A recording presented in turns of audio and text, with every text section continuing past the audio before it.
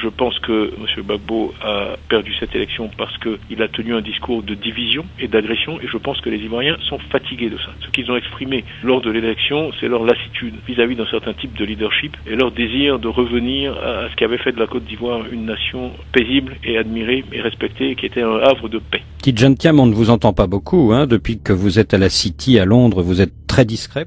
Bon, écoute, je te rappelle, hein, Simone, je te rappelle, je te rappelle bien, tu vois. Sois fort, sois courageux, je te rappelle. Mais vraiment, elle au final. Nous étions en août 2020. Je disais ceci sur Tidjane Thiam.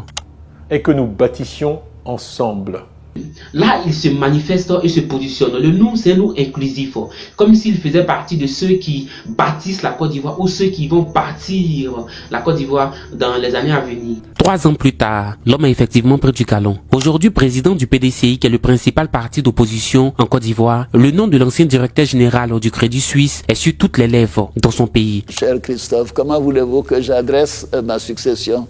On pense évidemment à un grand banquier, Tidjane Thiam, qui pourrait peut-être être l'un de ses compétiteurs. Je crois qu'il est du PDCI. Hein? Oui, mais... Ah oui, moi je vais choisir quelqu'un dans mon RHDP. Une exposition médiatique qui rappelle le parcours exceptionnel de l'homme, mais également que Thiam est à craindre. Si pour beaucoup, l'homme est un bon choix, pour d'autres, il ne faut pas oublier cette accession de quelqu'un d'intelligent. Si les Blancs ont fait ou qu'ils continuent de faire ta publicité positivement, c'est que tu vas bien faire leur affaire.